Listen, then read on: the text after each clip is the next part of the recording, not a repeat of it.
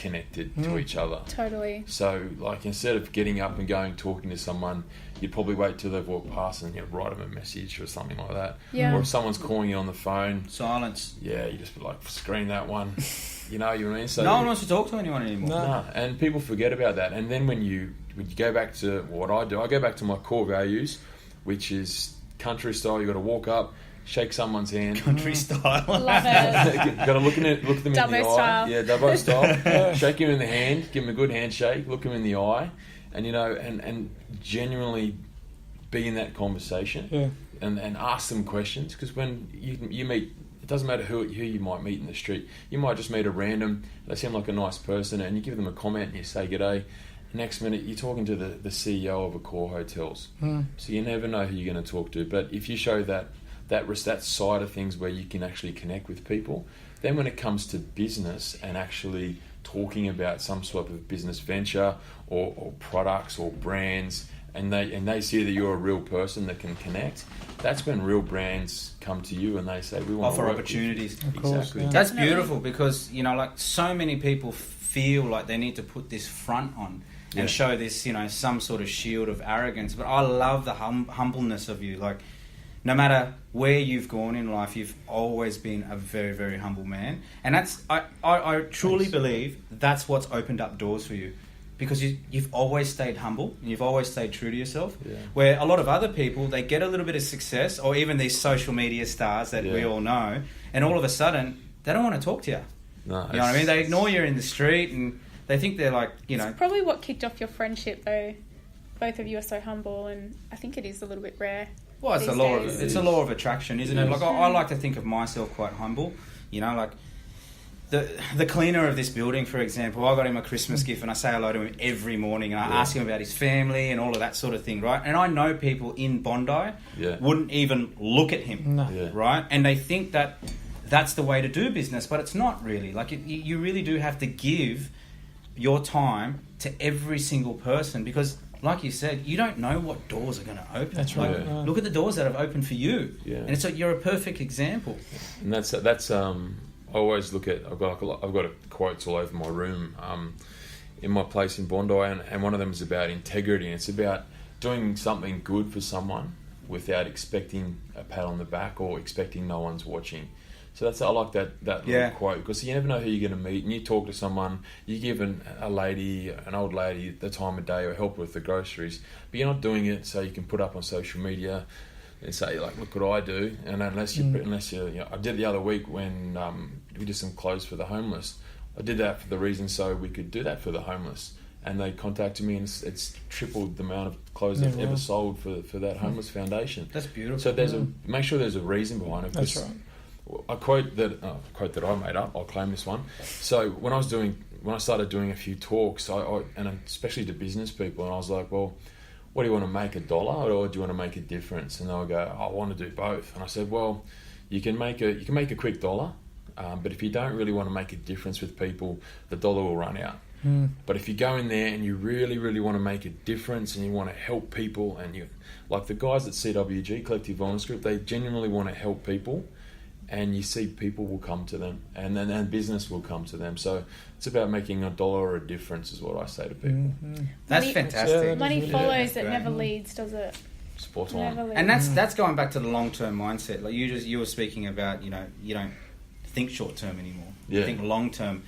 And the beauty of that is that you're trying to educate other people to think with a long-term mindset where it's forever. It's long-lasting. It's just, it'll never run out. Yeah. Right? Like if you just think about the money, you just think about the $1, then, like, what are you going to fix? Yeah, you become fixated on that, and you forget about all these other things that balance you out, that'll actually get you further than that $1 will ever get you. That's right, because that $1 is only going to feed that one person. If you make a difference, you can feed multiple people. Yeah. And that's why we're big on education, because we want as many people to learn as much as possible so they can feed their networks with education as well. And then that is what leaves a legacy for us. You know what I mean? That spreads all the way down. Like Daniel Conn, for example, is... Like you just told me you're going to do an event where you're speaking to 5,000 people. Like if you can change 5,000 lives, imagine those 5,000 people go and change lives in their network as well, and it's just ongoing. And then the Daniel Conn name lives That's forever. right, exactly. Yeah, I'd be happy to change one person's life, but if you work on that one person, then that person helps another person, then that's that. It compounds, doesn't it? It's Yeah. a ripple effect. Mm. And Fantastic. and if you keep it positive with that ripple effect, and you can do that positivity by telling a story. My life hasn't been perfect. I've been in really shitty places. I've had some really crappy times. I've nearly, given up here, and I've had some really bad experiences personally. But you flip and go, but I came out and I'm okay. And I'm okay because X, Y, Z. I've got good people around me, and the people I want around me are good people, and the people that I don't want around me, they're not in my life. And then you grow, because those people help you grow. It's such a what we were just saying before, like leaving a legacy is almost rare now to see, especially in this generation. Like we're so consumed with everything that's not so much us personally, but everyone else out there is so consumed. You go on I catch the train, right? Yeah. And everyone is just scrolling, whether that be online shopping, mostly girls all the time, and social media. I do that too. Yeah, social media. So there's not much else. There's a few people that I'm starting to see now that are looking at articles and whatnot. But if it's not that, it's games, and it's like, and like we're saying, no one's connecting. And then so what? Everyone's so like glued to these phones. Let's say, right? Yeah. And they're never going to leave a legacy. They're going to read about all these legacies on there and get inspired by it, but they're not going to do anything. Well, they're worried about what everyone else is doing, but except for themselves. Consuming what someone else is doing, but not giving back. Yeah. Like go and be selfish. Eric Thomas says it. Be a producer, not a consumer. Yeah. And that's what we've got to stand by as well. We're practicing now, but we don't have as many likes and followers as what you do, for example. But it doesn't bother us, you know what I mean? Because we know that whoever lives we change, it matters to us, and the same for you. I know you're the same. You don't care if you had one follower or a million followers. Mate, to be honest, the social media aspect for me, like I'd love to grow like the YouTube and be this Twitter and all this, but it's just a tool to get in front of people and actually look them in the face and actually have a conversation with them. Go back to the country mentality. Yeah. But I use social media as a tool. I mean, it is great as a business as well if you want to channel it that way to help promote, as long as you're promoting things that align with your values. Yep. Because if I was on there and I was promoting my teeth whitening, buy this and you put in the Dan Conn discount code, it's going to make your teeth white. It doesn't really suit what I'm about. No. What are you talking about? You got beautiful teeth. Beautiful teeth like that. But if I was on there, for example, and I was talking about supplements that are going to help your well-being, and I represent them, and this is going to help you, I reckon you should try it. And if you would like to try it, here's how you do that. Or if I was talking about some of the brands like Anytime Fitness, about how not intimidating it is, you can do it whenever you want, or how Orange Theory clinically and scientifically the best HIIT workout in the world now by the New York Times. Like, there's all these cool little things, but it's the way you work with the brands that keep your integrity and your values in place. Yeah. True. And as soon as you guys would have all seen it, when someone, you can just tell they're doing it for the money. for $1. Yeah. They don't care if they don't make a difference. But And you probably wouldn't work with them again. no, I don't do paid posts. If someone said here $5,000 for a picture, no thank you. But if someone said, how about we work together for Adidas, for example, I work with Adidas on a long-term basis so we can have a long-term relationship. Great. Because they have very, very similar values. They're about creating, they're about getting the community, reaching the masses, inspiring athletes and trickling it down. So it's in line with your brand. That's what you're saying. So getting on the topic of social media. So how many followers do you have at the moment? Instagram's probably the strongest one for me, and I get most connection out of that one. It's like 330,000. Wow. Yeah. So how did you get it that high? I think I did a little bit of TV from footy. Just compounded. Yeah, I think it's a really cool mix of followers. Like, there's people from Sweden all around. I can see you're live. It's going off. Yeah, it hasn't stopped. It's pretty cool. You can. there's people from all around the world. A lot of people from the fantastic. UK. I mean, that's probably all because you're a good bloke as well. There's one from Spain. They just said they're from Spain. So where are you guys? Hollywood. Represent Hollywood. Yeah. You could sit on that all day on live and just answer questions, couldn't you? Especially on yours, because you've got such a big following. And I actually think that's where social media is going to go. It's going to be not so much the pictures on Instagram. Twitter will still be around because it's quite a news-orientated system. Facebook they've changed their rules again now, which is really confusing what you can and can't do. But this is my vision, is seeing a video of someone you trust, an ambassador or an athlete or someone you know has got integrity and values, talking about how they use a product or how they work with, how they work with Luxland, because that's what I did my first investment.